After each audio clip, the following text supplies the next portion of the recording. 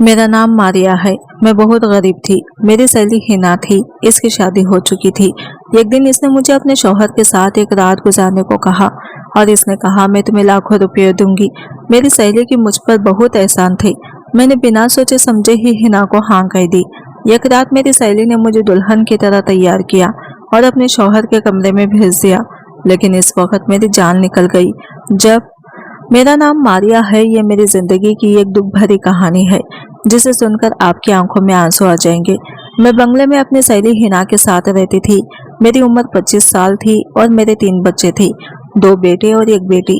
लेकिन मेरी सहेली की कोई औलाद नहीं थी। मेरी शादी गांव में हुई थी और ऐसे इंसान से हुई थी जिसे ना घर की फिक्र थी और ना ही मेरे बच्चों की। वो अय्याश किस्म का इंसान था और इसने ना ही अपने माँ बाप का ख्याल था और ना ही अपनी बीवी का। इसलिए मैंने फैसला कर लिया था कि मैं नौकरी करूंगी। मेरी सहेली हिना जो शहर में रहती थी, मैं इसी के बंगले में काम करती थी और इसी के साथ रहने लगी थी। मैं पिछले 7 सालों से इसके बंगले में रह रही थी, जबकि हिना की शादी को 8 साल हो चुके थे। इन 8 सालों में इसने ना जाने कितनी कोशिश कर ली थी। बड़े से बड़े डॉक्टर से इलाज कर लिया था और ना जाने किस किस को अपनी परेशानी के बारे में बताया था। फिर भी इसके पास औलाद आ सकी थी। शायद इसके भाग में अभी तक औलाद नहीं थी। मुझे मेरी सहेली बहुत ज्यादा प्यारी थी। मेरी सहेली हिना ने लव मैरिज की थी। इसने अपनी शादी के पूरे 1 साल बाद मुझे अपने घर पर रखा था, क्योंकि मेरी शादी पढ़ाई खत्म होने के बाद हो गई थी। मैं बहुत गरीब खानदान से थी, फिर भी मेरे बाबा ने मुझे पढ़ाया। मेरे बाबा हिना के पापा जी के दोस्त थे। मैं बचपन से ही हिना के साथ पली बढ़ी थी। जब भी मुझे पैसों की जरूरत होती, मेरी सहेली हिना मुझे पैसे देती थी। इसी तरह मेरी शादी हो गई। शादी के कुछ दिन बाद बाबा भी इस दुनिया से जा चुके थे। शादी के बाद भी हिना मुझसे बातें करती। मैं इसे अपनी सारी परेशानी बताती थी।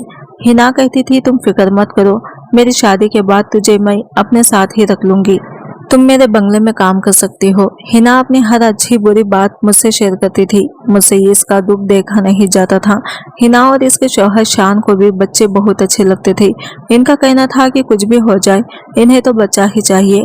दोनों मियाँ बीवी के बीच इतनी ज्यादा मोहब्बत थी, लेकिन हिना का बच्चा ना होने की वजह से शान इनसे खफा खफा से रहने लगे थे और इनका कहना था कि मुझे तो सिर्फ बच्चा ही चाहिए, कुछ भी करके मुझे अपना खून चाहिए। शान कहते थे कि मैं अपने वालिदैन का इकलौता बेटा था। मेरे वालिदैन के मरने के बाद मैं अपनी पीढ़ी को यहाँ तक लेकर आया हूँ। मैं चाहता हूँ कि मेरा भी अपना बच्चा हो और वो मेरे खानदान को आगे बढ़ाए। लेकिन अगर मेरा कोई बच्चा नहीं हुआ, मेरा तो कोई खानदान ही नहीं बन सकेगा। शान को अपनी जायदाद का वारिस चाहिए था। काफी लोगों ने इन्हें यह भी मशवरा दिया था कि वो बच्चा अडॉप्ट कर ले, लेकिन हिना का कहना था कि अपना खून तो अपना ही होता है और पराया पराया ही होता है। शान की भी जिद थी कि इन्हें तो अपना ही खून चाहिए था। हिना ने हर तरह से कोशिश करके देख ली थी, लेकिन फिर भी वो हामिला नहीं हो पा रही थी। वो इस बात से बहुत ज्यादा परेशान रहने लगी थी। इसने जादू टोना भी करवा लिया था। सारी कोशिशों से नाकाम होकर हिना खामोश होकर बैठ गई थी और शान का कहना था कि अगर इनको इनका वारिस नहीं मिला तो वो दूसरी शादी कर लेंगे। हिना तो शान से बहुत प्यार करती थी। वो नहीं चाहती थी कि इनके शौहर इनकी आंखों के सामने कोई दूसरी औरत लाकर रख दे। ऐसा तो शान भी नहीं चाहते थे, लेकिन वो भी मजबूर थे। इन सारे मामले में मैंने हिना की बहुत मदद की थी। वो जहाँ भी इलाज के लिए जाती थी, मुझे अपने साथ लेकर जाती थी। इस मदद का आज तक मुझे बहुत फायदा मिला था। लेकिन इस बार तो शान ने दूसरी शादी करने का पक्का इरादा कर लिया था और उन्होंने कहा था कि वो किसी भी हाल में अपना फैसला नहीं बदलेंगे, क्योंकि इन्हें अपने बच्चे की खातिर दूसरी शादी करनी भी होगी। लेकिन प्यार वो हमेशा हिना से ही करेंगे। हिना इनकी बात सुनकर बहुत ज्यादा उदास हो जाती थी और हिना की आंखों में शान कभी आंसू नहीं देख सकते थे। हर बार शान हिना को आंसू देखकर अपने आप को दूसरी शादी करने से रोक लिया करते थे, जबकि वो हिना को पूरा भरोसा दिलाते थे कि जो कदर इनके दिल में हिना की है, इनकी जगह वो कभी इसे दूसरी बीवी को नहीं देंगे। इन्हें सिर्फ दूसरी बीवी से बच्चा चाहिए, क्योंकि हिना और शान की मोहब्बत थी और इनका कहना था कि मेरी मोहब्बत हमेशा ही मेरे लिए मेरी बीवी ही रहेगी। अब तो हिना की जान पर बंधाई थी। अब तो कोई जादू टोना भी काम नहीं करने वाला था। शान ने फैसला कर लिया था सो कर लिया था। हिना बहुत ज्यादा परेशान थी। इनके हालात बहुत ज्यादा खराब थे। वो अपने कमरे में आंखों में आंसू लिए इधर से उधर चक्कर काट रहे थे। मैंने इसे कहा कि हिना तुम परेशान मत हो, सब ठीक हो जाएगा, कुछ भी गलत नहीं होगा। तो इसने कहा कि तुम्हें नहीं पता है मारिया, मैं अपने शौहर की दूसरी बीवी को बर्दाश्त नहीं कर सकती। मैं तुम्हें चाहती कि एक ही घर में रहते हुए मेरी सूरत पर मेरी सौतन आ जाए। मैं अपने शौहर से बहुत प्यार करती हूँ। मुझे नहीं पता था कि शादी के बाद अल्लाह मुझे औलाद नहीं देगा और इसी वजह से मेरे शौहर के दिल में मेरे लिए मोहब्बत कम हो जाएगी, बल्कि ख़त्म ही हो जाएगी। मैंने हिना को तसल्ली दी और कहा कि ऐसा नहीं है हिना, शान तुमसे बहुत प्यार करते हैं और वो मजबूरी में ही दूसरी शादी करना चाहते हैं। हिना कहने लगी, क्या तुम्हें पता है कि जब मेरे शौहर की दूसरी बीवी घर में आ जाएगी और वो बच्चा पैदा करके देगी तो इनके दिल में मेरे लिए जो बची कुछ मोहब्बत है वो भी खत्म हो जाएगी, क्योंकि मैं तो इनको बच्चा नहीं दे सकी। वो इनको बच्चा देगी तो मेरे शौहर इसी को, इसके बच्चे को ही ज्यादा वैल्यू देगी। फिर तो मेरी इज्जत इस घर में दो कौड़ी की भी नहीं रहेगी और ऐसा मैं बिल्कुल नहीं चाहती। तुम तो जानती हो मेरे पापा के शहर में कितनी इज्जत है। मैं एक बहुत बड़े बिजनेसमैन की बेटी हूँ और तुम जानती हो कि मैंने बहुत ज्यादा जिद करके शान से शादी की है। मेरे वालिदैन तो शादी के लिए तैयार ही नहीं थे। अगर इन लोगों को यह बात पता चल गई तो वो भी मुझसे कहेंगे कि तुम्हारी ही गलती का नतीजा है। मैं इन लोगों से भी कुछ नहीं कह सकती। शौहर के दोस्त भी इनको यही मशवरा देते हैं कि वो दूसरी शादी कर लें। ऐसा करने से इस घर में जो मेरी इज्जत है वो बिल्कुल खत्म हो जाएगी, लेकिन मैं ऐसा बिल्कुल नहीं होने दूंगी। मैं कोई ना कोई रास्ता निकाल कर ही रहूंगी। हिना हद से ज्यादा परेशान थी। फिर अचानक चक्कर लगाते लगाते एक तरफ को रुक गई और मेरे चेहरे की तरफ अजीब नजरों से देखने लगी। मैं भी हिना को ही देख रही थी कि अचानक इसका मुझसे क्या काम पड़ गया और वो मुझे इस तरह से क्यों देख रही है। तभी हिना ने अचानक मुझसे कहा कि मारिया, क्या तुम मेरा ये काम कर सकती हो? इसने अचानक मेरी आंखों में देखकर मेरे हाथों को थाम कर मुझसे सवाल किया तो मैं हैरान रह गई थी। मैंने इससे कहा कि हाँ, मैं तो हमेशा तुम्हारा काम करने के लिए तैयार रहती हूँ। तुम्हें ऐसा करने की बिल्कुल ज़रूरत नहीं है। मैं तो हमेशा तुम्हारी मदद करती रहूंगी, क्योंकि ये मेरा फर्ज है। मैंने कहा कि तुम्हें पूछने की ज़रूरत नहीं है, तुम तो बस मुझे अपना काम बताओ कि मुझे तुम्हारा क्या काम करना है, मैं किस तरह से तुम्हारी मदद कर सकती हूँ। तो इसने कहा कि मैं आज तुमसे ऐसे मदद मांगने जा रही हूँ, शायद इस मदद के लिए तुम कभी तैयार ना हो। इनकी बात सुनकर मैं हैरान हो गई थी कि ऐसा आखिर कौन सा काम था और ऐसी कौन सी मदद थी जो मैं इसके लिए नहीं कर सकती थी। मैंने कहा कि हिना, मैं तुम्हारी मदद हर तरह से करने की पूरी कोशिश करूंगी। कभी ऐसा नहीं हो सकता कि मैं तुम्हारी मदद करने से इनकार कर दूं। तुमने सोच भी कैसे लिया कि मैं तुम्हें इनकार कर दूंगी? इसने कहा कि जो बात अब मैं तुमसे कहने जा रही हूँ शायद तुम्हारे लिए सुनना बहुत मुश्किल और करना बहुत मुश्किल होगा और तुम इनकार भी कर दोगी। इसकी बात सुनकर मुझे सच में बड़ी हैरानी हुई थी कि आखिर ऐसी कौन सी मदद थी जो वो मुझसे चाहती थी। लेकिन अगले ही पल इसने मेरी आंखों में देखकर मुझसे ऐसी मदद मांग ली थी जिसे सुनकर मेरे पैरों तले से जमीन निकल गई थी। हिना की बात सुनकर एक पल के लिए मैं शॉक रह गई थी। वो मेरे चेहरे की तासीरात देख रही थी और समझ गई थी कि मैं कंफ्यूज हो गई हूँ। फिर मेरी तरफ देखकर कहने लगे, मैं जानती थी कि तुम मेरी मदद नहीं करोगी इस मामले में, क्योंकि ये काम बहुत मुश्किल है और कोई भी औरत इस काम को इतनी आसानी से नहीं करे। फिर मैंने कहा कि हिना, ऐसे कैसे हो सकता है? मैं इतना बड़ा काम कैसे कर सकती हूँ, वो भी किसी को बिना बताए? और इस काम से जितना नुकसान मुझे होगा इससे कहीं ज्यादा तुम्हें होगा। मैं तुम्हारी मदद कर दूंगी। लेकिन मैं सोच में पड़ गई थी। मुझे देखकर हिना ने कहा कि तुम मेरी मदद करोगी तो मैं तुम्हें इसकी भारी कीमत दूंगी। मैं तुम्हें इसके भारी कीमत दूंगी। मैं तुम्हें अपने इस काम के बदले पूरे 80 लाख रुपए दूंगी। 80 लाख की रकम के बारे में मैं सुनकर तो मेरे होश ही उड़ गए थे।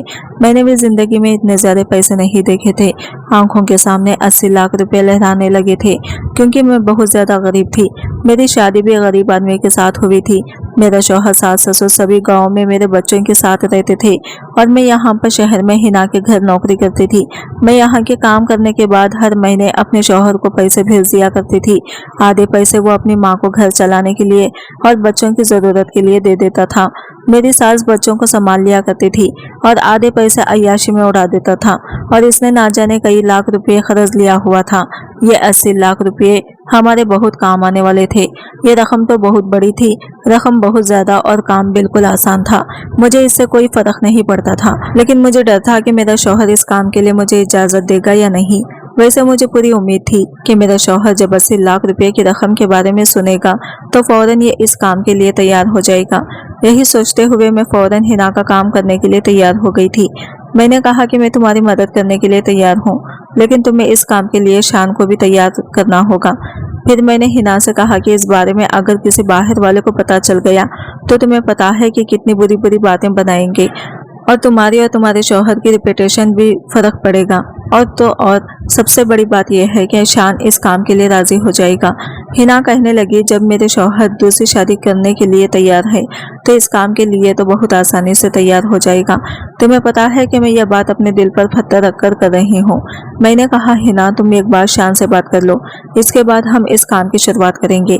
यह बहुत बड़ा काम है और बहुत खतरनाक काम है, तुम सोच समझ लो। हिना कहने लगी, मुझे पता है यह कोई छोटी मोटी बात नहीं है बल्कि बहुत बड़ी बात है।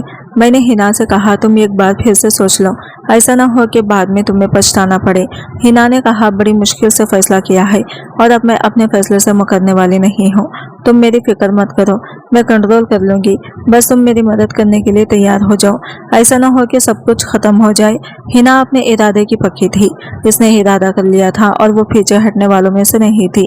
इसने कहा कि वो सारी जिंदगी के लिए सौतन बर्दाश्त नहीं कर सकती, लेकिन एक रात के लिए परेशानी से जरूर गुजर सकती हो, इसलिए इसे ये सब करना ही होगा। मैंने भी अपने दिल को पक्का कर लिया था। यह काम मेरे लिए भी बहुत बड़ा था। पहले तो मुझे अपने शौहर से इजाजत लेनी थी, इसके बाद मुझे इस काम को अंजाम देना था। यह काम सच में दिल दहला देने वाला था। अगर मेरे शौहर ने मुझे इजाजत दे दी तो मैं हर तरह से हिना की मदद करने के लिए तैयार हूँ और जितना हो सकता है लोगों से हमें इस बात को छुपाकर ही इस काम को अंजाम देना था, क्योंकि लोगों के सामने अगर शान और हिना का पोल खुल जाएगा तो लोग इन्हें गलत समझेंगे। वैसे मुझे शान से भी डर लग रहा था, क्योंकि शान गुस्से के बहुत तेज थे। वह हिना से बहुत प्यार करते थे, लेकिन जब इन्हें पता चलेगा कि हिना ने ही इस तरह का प्लान बनाया है तो ना जाने इनका क्या रद्द-ए-अमल होगा। मैंने अपने शौहर को फोन कर दिया था और हिना को शान के आने का इंतजार था। दरअसल हमारा प्लान ये था कि हिना ने कहा था कि तुम मेरे शौहर का बच्चा पैदा करके मुझे दोगी, क्योंकि मैं जिंदगी भर की सौतन तो बर्दाश्त नहीं कर सकती, लेकिन एक दिन के लिए अपने शौहर को किसी दूसरी औरत के साथ सिर्फ बच्चे की खातिर बर्दाश्त करने में कोई हर्ज नहीं। सिर्फ एक रात ही की तो बात है। हिना ने कहा था कि तुम मेरे शौहर के साथ एक रात गुजार दोगी और मेरे बच्चे को पैदा करोगी। बच्चा पैदा हो जाने के बाद हमारा बच्चा हमें वापस कर दोगी। इसके बदले मैं तुम्हें 80 लाख रुपए दूंगी। मुझे इस काम से कोई मसला नहीं था, क्योंकि मेरे पास तो पहले से ही 3 बच्चे थे, 2 बेटे थे और 1 बेटी थी। अल्लाह ने मुझे बेटा और बेटी दोनों दिए थे, इसीलिए अब मुझे किसी बच्चे की ख्वाहिश नहीं थी। और शान को तो वैसे भी इनका अपना बच्चा ही चाहिए था, वरना मैं हिना को अपना एक बच्चा देने को तैयार थी। अगर वो काम किसी और से कहते तो इनका रिपुटेशन भी फर्क पड़ सकता था। मैं इनके घर में रहती थी और इनकी परेशानी को अच्छी तरह से समझती थी, इसलिए उन्होंने यह काम मुझे करने के लिए कहा था। लेकिन एक औरत के लिए यह काम बहुत मुश्किल है कि वो अपने शौहर के साथ किसी दूसरी औरत को बर्दाश्त करे। यह भी हिना की बहुत बड़ी मजबूरी थी, लेकिन हिना ने इस काम के साथ साथ मुझे शर्त भी बताई थी। कहा था, सॉरी, मुझे माफ कर देना, मर्द की फितरत कभी भी बदल सकती है, इसलिए मैं तुम्हें एक बात कह रही हूँ कि बच्चा पैदा हो जाने के बाद तुम अपने गाँव अपने शौहर के पास चले जाना। इसके बाद हम तुम्हें अपने घर में नौकरी पर नहीं रख सकते। मुझे हिना की बात बहुत बुरी लगी थी। मैंने इससे कहा था कि फिर मैं कहाँ काम करने जाऊंगी और मेरे घर का गुजारा कैसे चलेगा। हिना ने कहा कि 80 लाख रुपए मिल जाने के बाद तो तुम्हें नौकरी करने की ज़रूरत ही नहीं है, और बात यह कि अगर फिर भी तुम्हें मुश्किल होती है तो मेरा नंबर तुम्हारे पास है, तुम मुझे कॉल कर सकती हो। तुम्हें जितने भी पैसों की ज़रूरत होगी मैं तुम्हें देती रहूंगी, क्योंकि मैं तुम्हारी सारी ज़िंदगी का एहसानमंद हो जाऊंगी, इसलिए सारी ज़िंदगी तुम्हारी मदद भी करती रहूंगी। हिना की बात सुनकर मैं बहुत खुश हो गई थी। मैंने अपने शौहर को कॉल लगाई और इसको ये सारी बात बता दी थी। पहले तो मेरे शौहर को इस बात पर गुस्सा भी आया, क्योंकि मर्द है, जाहिर सी बात है, कोई भी मर्द अपनी बीवी को दूसरे मर्द के हवाले नहीं कर सकता। लेकिन मेरा शौहर लालची आदमी था, इसका दिमाग भी थोड़ा गलत हरकतों में फंसा हुआ था। मेरी बेटी थी, वो अपने दोनों भाइयों का ख्याल रखती थी और खाना वगैरह बना लिया करती थी। मैं जो पैसे यहाँ से भेजती थी मेरा शौहर इन्हें दोनों हाथों से लुटाता था, और इसने काम करना तो बिल्कुल भी छोड़ दिया था, सिर्फ मेरे पैसों से अय्याशी करता था। पहले वो किसान और मेहनत मजदूरी से पैसे कमाता था, पर मैंने बहुत बड़ी गलती कर दी थी कि मैंने नौकरी करना शुरू कर दिया था। 80 लाख रुपए की रकम के बारे में सुनकर मेरे शौहर ने मुझे फौरन इजाजत दे दी थी और इसने कहा था कि इसे कोई एतराज नहीं है, इसे तो सिर्फ पैसों से मतलब है। मैंने जब हिना को बताया कि मेरा शौहर राजी हो गया तो हिना बहुत खुश हो गई थी। और हिना ने जब मुझे ये बताया कि इनके शौहर भी खुश हो गए हैं, पहले तो थोड़े नखरे दिखा रहे थे, लेकिन इन्हें भी औलाद चाहिए थी और अपना ही खून चाहिए था, इसलिए वो भी इस काम के लिए तैयार हो गई थी। रात होते ही हिना ने मुझे अपने कमरे में भेज दिया। आज मैंने हिना की आंखों में आंसू देखे थे। आज इसे इस तरह से तड़पते हुए देखा था जैसे कोई मछली बिना पानी के तड़पती है। कभी कभी औरत मजबूर हो जाती है कि इसे जो नहीं करना होता मजबूरी की वजह से भी करना पड़ जाता है। आज मैं हिना को बहुत लाचार और मजबूर होते हुए देख रही थी। इसने मुझे गले से लगाया और कहा कि मुझे मायूस मत करना। जिस इरादे से मैं तुम्हें भेज रही हूँ, अल्लाह करे मेरा इरादा पूरा हो जाए और मेरे शौहर को औलाद मिल जाए ताकि मेरे बच्चे की कमी पूरी हो जाए। मैं शान के साथ इसके कमरे में चली गई। हिना के लिए ये रात कांटों पर गुजरी थी। जैसा हमने सोचा था वैसा ही हुआ था। हमें ज्यादा इंतजार करने की जरूरत नहीं पड़ी थी और जल्दी ही मेरी तबीयत पहले दिनों से खराब रहने लगी थी। हिना ने मुझे शहर के सबसे अच्छे डॉक्टर के यहाँ दिखाया था। डॉक्टर ने मुझे गुड न्यूज सुना दी थी तो हिना और शान बहुत ज्यादा खुश हो गए थे। हिना से ज्यादा तो शान खुश थे। इनकी तो खुशी का ठिकाना ही नहीं था। पहले कामयाबी तो हमें मिल चुकी थी। मेरी आंखों के सामने 80 लाख रुपए की रकम थी और इधर मैंने नोट किया था कि शान और हिना भी बहुत ज्यादा खुश थे। इन दोनों की आंखों के सामने बच्चा घूम रहा था। अब सारे रिश्तेदारों के सामने शान ने खबर फैला दी थी कि हिना प्रेग्नेंट है। शान के सारे रिश्तेदार भी बहुत खुश हो गए थे। अब इन दोनों ने राहत की सांस ली थी क्योंकि अब इनकी सालों पुरानी तमन्ना पूरी होने वाली थी। शान की खुशी देखकर तो मुझे एक लम्हे के लिए घबराहट हो गई थी। शुरू में मुझे लगा कि सब अच्छे से हो ही जाएगा, लेकिन पता नहीं क्यों जैसे जैसे दिन गुजरते जा रहे थे मेरी घबराहट बढ़ती चली जा रही थी। मैं परेशान थी और शान और हिना अपने बच्चे के आने के सपने देख रहे थे। वो दोनों मियाँ बीवी मेरा बहुत ख्याल रख रहे थे। मुझे बहुत अच्छा लग रहा था कि मैं इनमें रह रही थी और इतने सालों से मैं इन लोगों की खिदमत कर रही थी। आज ऐसा वक्त था कि दोनों मियाँ बीवी मेरी इस तरह से देखभाल कर रहे थे जैसे मैं इस घर की रानी हूँ और ये मेरे नौकर हैं। लेकिन हमारे लिए रिया एक नई मुसीबत आ गई थी। हिना के रिश्तेदारों को जब पता चला कि वो प्रेग्नेंट है तो काफी सारे लोग इनसे मिलने के लिए आ रहे थे और इनसे ना जाने किस किस तरह के सवाल कर रहे थे। हिना तो प्रेग्नेंट नहीं हुई थी, इसलिए इनके पास सवाल का जवाब नहीं होता था तो कंफ्यूज हो जाती थी। शान ने कहा कि हमारे बंगले में रहना ठीक नहीं है, यहाँ पर कोई ना कोई आता जाता रहता है और हिना की प्रेगनेंसी का तो किसी को यकीन नहीं आ रहा था। शान ने कहा कि ऐसा ना हो कि लोगों को गड़बड़ का एहसास होने लगे। इतने मेहमानों के आने की वजह से हिना और मुझे हम दोनों को ही परेशानी का सामना करना पड़ रहा था क्योंकि हिना को आराम करना होता था और मुझे घर का सारा काम करना पड़ जाता था। इसलिए मैंने इनको मशवरा दिया कि हम इनके दूसरे शहर में बने हुए घर में रहने के लिए चले जाते हैं। वहां पर हम आराम से वक्त गुजार लेंगे और शान अपने रिश्तेदारों को बता देंगे कि हिना अपने मैके में जाकर रह रही है। इस तरह से कोई भी मसला नहीं होगा और हम लोग वहां पर आसानी से टाइम पूरा कर लेंगे। शान को भी मेरा ये आइडिया अच्छा लगा था। शान ने अपने दूसरे घर में मुझे और हिना को शिफ्ट करवा दिया था। इस घर में कोई नहीं था। साथ शान ने चौकीदार और एक नौकरानी को भेज दिया था हमारा ख्याल रखने के लिए, क्योंकि मैं अभी तक कोई काम नहीं कर रही थी। इधर बंगले में अगर कोई मेहमान आ जाता तो मुझे काम करना पड़ जाता था ताकि किसी को हम पर शक ना हो। इस घर में हमारी जरूरत की हर चीज शान ने मौजू करवा दी थी। हम इस घर में आने के बाद बहुत सुकून में थे और हिना मेरा बहुत ख्याल रखती थी। हिना बहुत अच्छी और मेहरबान लड़की थी। मैं सोचती थी कि हिना तो इतनी अच्छी है, फिर इनके साथ अच्छा क्यों नहीं हुआ? क्या सच में अच्छे लोगों के साथ अच्छा नहीं होता है? फिलहाल वक्त गुजरता चला गया और मुझे अजीब अजीब तरह के ख्याल आने लगे थे। हफ्ते महीनों में बदल गई। मेरा बच्चा मेरे पेट में लात मारने लगा था। पहली बार जब इसने मेरे पेट में हरकत करनी शुरू की थी तो मुझे अजीब सा महसूस हुआ था। आधी रात को अचानक मेरी आंख खुल गई और मैं उठकर बैठ गई थी। मैंने अपने पेट पर जैसे ही हाथ फेरा, अंधेरे में मुझे कुछ अजीब सा महसूस हुआ था। मुझे महसूस हुआ कि मेरा बच्चा मुझे पुकार रहा है, मुझसे कह रहा है कि माँ मैं आपका बच्चा हूँ, मुझे किसी को मत दो, मैं तुम्हारा हूँ, मुझे अपने साथ रखो। इसी तरह के मुझे हर रोज ख्वाब आने लगे थे। सारी सारी रात में जागकर गुजारने लगी थी। मेरा दिल धीरे धीरे बदलने लगा था क्योंकि अब हर रात मेरे साथ ऐसा ही होता था। रातों को मेरा दिल ही नहीं, मेरे दिल के साथ साथ मेरी नीयत बदल रही थी। मैं परेशान थी। मुझे 80 लाख रुपए झूठे और बेकार लग रहे थे।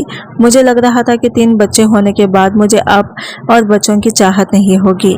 मेरे लिए पैसा जरूरी था, बच्चे नहीं। बच्चे तो मुझे पहले ही मिल चुके थे और मेरी कोई ख्वाहिश भी नहीं थी क्योंकि बेटा और बेटी दोनों ही मेरे पास थे।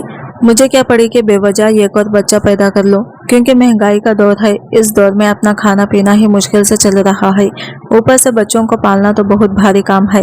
लेकिन अब मेरा ख्याल गलत साबित हो गया था, और बच्चा पहला हो या आखिरी, अपनी औलाद तो अपनी ही होती है। हिना ने मेरी परेशानी को भांप लिया था। एक दिन मैंने शान और हिना को बातें करते हुए सुन लिया था। हिना शान से कह रही थी कि कहीं ऐसा ना हो मौके पर मारिया की नीयत बदल जाए। शान ने कहा कि ऐसा नहीं हो सकता, इसकी नीयत कभी नहीं बदलेगी, क्योंकि इसके पास पहले से ही बच्चे हैं। इसे पैसों की जरूरत है, बच्चों की नहीं। वो मुझसे भी बार बार सवाल करती थी कि मैं खामोश क्यों रहती हूँ। शान हर हफ्ते यहाँ का चक्कर लगाने के लिए आते थे और मेरे लिए बहुत सारे फ्रूट्स, जूस और ज़रूरत का हर सामान लेकर आते थे। हर महीना डॉक्टर से ट्रीटमेंट भी चल रहा था। फिर जैसे तैसे वो दिन भी आ गया था। डॉक्टर ने मुझे डेट भी दे दी थी। यह बात हिना ने फौरन शान को बताई तो वो बहुत ज़्यादा खुश हो गई थी। शान ने मेरे इलाज के लिए हिना को बहुत सारे पैसे दे दिए थे और कहा था कि किसी भी चीज़ में कोई कमी नहीं आनी चाहिए। इधर मेरा दिल बार बार अपने बच्चे के लिए परेशान था। रात का टाइम था और हिना ने मुझे कहा कि सुबह हमें हॉस्पिटल जाना है, क्योंकि मेरा बच्चा पैदा होने में सिर्फ अब आज रात ही रह गई थी। अगले दिन लगभग 10 बजे के टाइम पर मुझे हॉस्पिटल में जाकर एडमिट होना था। ये बात सुनकर तो मुझे डर लगने लगा था, और फिर मेरा ऑपरेशन होगा। मैंने दिल में सोचा कि मैं अपना बच्चा किसी को नहीं दे सकती। ये मेरा बच्चा है, मैं इसे 80 लाख रुपए की वजह से किसी दूसरे के हवाले नहीं करूंगी। भले ही इस बच्चे का बाप शान थे, लेकिन माँ तो मैं थी जो इसको जन्म देने वाली थी। बाप से ज्यादा ममता दिल के दिल में होती है, जो पूरे 9 महीने तकलीफ में चलकर इसे अपने कोख में रखती है और किसी दूसरी माँ की गोद में कैसे डाल सकती थी। मैंने सोच लिया था कि ये बच्चा मेरा है। मैं इसे 80 लाख रुपए में तो क्या 80 करोड़ में भी किसी को नहीं दूंगी। मेरी नीयत और मेरा इरादा दोनों ही बदल चुके थे। मैंने देखना मनारात होने के बाद अपने कमरे में जाकर सो चुकी थी। मैंने जल्दी से अपना सामान पैक किया और चुपके से वहां से भाग गई थी। मुझे तकलीफ भी होनी शुरू हो गई थी, क्योंकि मेरी डिलीवरी का वक्त हो चुका था। मैं जल्दी ही निकल आई और मैंने रात वाली बस पकड़ी और सवार हो गई। मैं शान और हिना को बहुत बड़ा धोखा देकर वहां से भाग निकल रही थी, क्योंकि मुझे अपना बच्चा चाहिए था और मैं इसे किसी और को नहीं दे सकती थी। पीछे शान और हिना का क्या हाल होगा, मैं इस बारे में सोचना भी नहीं चाहती थी। मुझे सिर्फ ख्याल था तो अपने बच्चे का, जिसे बचाना मेरी जिम्मेदारी थी। मैं अपने गाँव पहुंच गई थी, लेकिन अब मुझे दर्द तेजी से शुरू हो गया था। मैं अपने घर नहीं गई थी, क्योंकि मेरा शौहर तो वहां पर 80 लाख रुपए की उम्मीद लगाए बैठा हुआ था। मेरे शौहर का बहुत सारा खर्चा था और इन 9 महीने में इसने 80 लाख रुपए के ना जाने कितने ख्वाब देख लिए थे। अगर मैं इसके पास चली गई तो मुझे उम्मीद थी कि वो मुझे वापस हिना के पास ले जाएगा और इनसे पूरे पैसे हासिल कर लेगा। मेरा शौहर तो ही बहुत लालची इंसान था, जो अपनी बीवी को दूसरे मर्द के साथ 80 लाख रुपए के लिए बर्दाश्त कर सकता है। वो कभी इसकी ममता को नहीं समझ सकता, और 80 लाख रुपए के बारे में सुनकर जितना वो खुश हुआ था, इसकी खुशी को मैं लफ्जों में बयान नहीं कर सकती थी। सारा दिन वो सोचता रहता था कि जब 80 लाख रुपए आ जाएंगे तो मैं ये करूँगा, वो करूँगा, ये लाऊंगा, और ना जाने किस किस तरह की बातें किया करता था। इसे अपनी बीवी और बच्चों से ज्यादा पैसों से प्यार था। मैं गांव की दाई के पास चली गई थी। मेरे बाकी के बच्चे भी इसे औरत ने पैदा किए थे। मैं दाई के घर पर गई और जोर जोर से दरवाजा बजाया। गर्मियों की रात थी। मैं रात के 2 बजे के टाइम पर वहां से रवाना हुई थी और अभी सुबह के 8 बजने वाले थे। गर्मियों में तो सब लोग जल्दी ही सोकर उठ जाते हैं। दाई डॉक्टर्स को तो आदत होती है कि कभी भी इनके पास केस आ जाए, इसको संभाल लेती हैं। दाई ने जैसे ही दरवाजा खोलकर मुझे देखा तो वो कहने लगी कि अब की बात तुम शुरुआत के ही दिनों मेरे पास नहीं आई हो। तुम्हारे बच्चे का तो काफी बड़े हो गए हैं। तुमने काफी सालों बाद बच्चे की पैदाइश के बारे में सोचा। मैंने कहा शायद अल्लाह की यही मर्जी थी। यह कहकर मैं खामोश हो गई थी। मुझसे और ज्यादा बातें कर रही थी। मैंने इनसे कहा कि ज्यादा बातों का टाइम नहीं है, मुझे दर्द हो रहा है, मेरी डिलीवरी का टाइम आ गया, इसलिए मैं आपके पास आई हूँ। मुझे मेरा बच्चा सही सलामत चाहिए। जल्दी मुझे मेरा बच्चा डिलीवरी करके दे दो। मुझे बस यही परेशानी हो रही थी कि कहीं शान के आदमी यहाँ पर ना आ जाए और मुझसे मेरा बच्चा न छीन ले। मुझे जल्दी से जल्द अपना बच्चा यहाँ से लेकर कहीं दूर जाना होगा। मुझे शान और हिना से डर लग रहा था, और ये भी डर था कि कहीं मेरा शौहर लालच में आकर ये बच्चा हिना को पहुंचा देगा। इसीलिए मैं अपने घर पे वापस नहीं जाऊंगी। लगभग 1 घंटे की मेहनत के बाद मेरा बच्चा इस दुनिया में आ गया था। मेरी तो खुशी का कोई ठिकाना ही नहीं था। मैंने सोच लिया था कि मैं जल्द से जल्द अपने बच्चे को उठाकर यहाँ से कहीं दूर चली जाऊंगी। यहाँ से बिल्कुल गायब हो जाऊंगी ताकि मेरे बारे में किसी को कुछ पता ना चल सके। मैं कुछ भी करके अपना बच्चा शान और हिना को नहीं दूंगी। मैंने ये तक नहीं सोचा था कि वो जो मेरी सहेली थी जिसने सारी जिंदगी मुझ पर एहसान किए हुए थे, मैं खुद का बच्चा भी इसे देना चाहती थी। फिर मुझे ऐसा क्या हो गया? मैंने इन दोनों का नमक खाया था। उन्होंने मुझे खाना दिया, मुझे पहनने के लिए कपड़े दिए और मुझे रहने के लिए जगह दी। अगर वो ये सब ना देती तो हमारे पास खाने के लिए कुछ भी नहीं होता। मैंने हिना की किसी अच्छी बात को याद नहीं किया और इन दोनों को बच्चे का ख्वाब दिखाकर अचानक इनकी आंखों से इनके सारे ख्वाब लिए। जब वादा पूरा होने का टाइम आया तो मैंने इन्हें बेवकूफ़ बना दिया।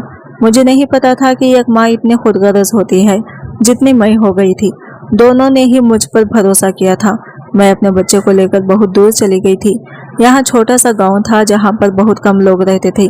यहाँ पर मैंने पुरानी सी झोंपड़ी में अपना बसेरा कर लिया था और अपने बच्चे की परवरिश करने लगी थी। शायद मुझे हिना और शान ने ढूंढने की बहुत कोशिश की थी, लेकिन मैं इतनी दूर जा चुकी थी जिसके बारे में लोगों को कुछ पता ही नहीं चला। यहाँ पर भी मैंने लोगों के घरों में काम करना शुरू कर लिया था और मैं अपने बच्चे को कम कमाई में ही पाल रही थी। लेकिन शायद मुझे मेरे किए की सज़ा मिलनी थी, क्योंकि इन दोनों का दिल दुखाया था। मुझे मेरे किए की सज़ा इस तरह से मिली कि एक दिन अचानक मेरी तबीयत बहुत ज़्यादा ख़राब हो गई। गांव के ही लोगों ने मुझे मजबूर समझकर एक सरकारी हॉस्पिटल में भर्ती करवा दिया।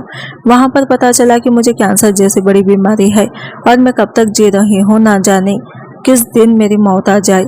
मैंने अपनी यादों को ताज़ा करने के लिए अपनी ज़िंदगी की कोई कहानी डायरी में लिखना शुरू कर दी, ताकि जो गलती मैंने की है वो आगे कभी कोई औरत ना करे। मैं डायरी रोज़ लिखती थी। देखते ही देखते मेरा बेटा 15 साल का हो गया। मेरा बेटा बचपन से ही बहुत समझदार था, क्योंकि शान भी समझदार और ईमानदार इंसान थे। वो हूबहू अपने बाप पर गया था। अल्लाह ने मेरे बेटे की परवरिश करने के लिए शायद मुझे 15 साल तक जिंदा रख लिया था। एक दिन ना जाने कैसे मेरे बेटे के हाथ में वो डायरी लग गई, जिसे मैं गांव के ही सरकारी स्कूल में फ्री में पढ़ा रही थी। मेरा बेटा पढ़ाई में बहुत अच्छा था। एक दिन मेरे बेटे ने मेरी डायरी पढ़ ली और इसे मेरी हकीकत के बारे में सब कुछ पता चल गया। जब इसने मुझसे इस बारे में सवाल किया तो मैं बहुत डर गई कि इसे कहाँ से चला।